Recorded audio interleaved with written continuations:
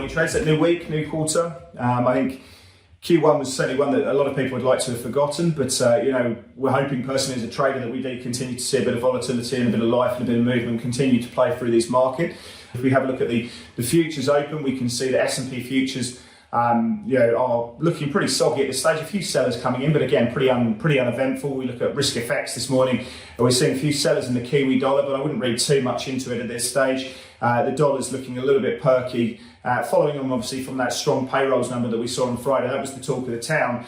We saw 431,000 jobs being created. That was a good number, slightly below consensus, but I still think it's an incredibly healthy level of job creation we've been seeing. 5.6% on the average hourly earnings, the underemployment rate going down to 6.9%. And again, the unemployment number coming down to 3.6%. Fine, slightly soggy ISM manufacturing numbers, but it does justify the 72% chance that we're going to get a 50 basis point hike in that May meeting. Now, as we go through the week, you are going to be listening to commentary from Lael Branyard. She's going to be speaking for the first time for a while. What's her comments going to be around 50 basis points for that meeting. We've got Williams, Harker, Bullard. There's a number of Fed speakers playing through. We also have the FOMC minutes playing through. People are going to be exploring quantitative tightening. Will we get more colour around the potential caps and the run rate around that situation as that yield curve continues to go heavily further into inversion?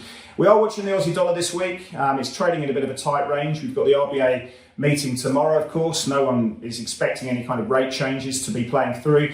But if you have a look out further down the curve, we can see 6 to 7 rate hikes being priced in for this year. Rate lift-off expected in June. When will the RBA move closer to that market pricing? That's something we're watching. We're watching sanctions being placed on Russian, new sanctions that will be placed there. Are we going to see that sort of reverberated in any kind of market volatility? And as we go through the week, we keep an eye on that euro exposure. I think that's going to be very interesting as we go into that French election. The polls have closed specifically for that second round, which comes through on the 24th of April. I think the market may be underpricing volatility around that, with the market not expecting any kind of movement there. With the French election, the first round playing through later in the week. One to watch and trade at Pepperstone.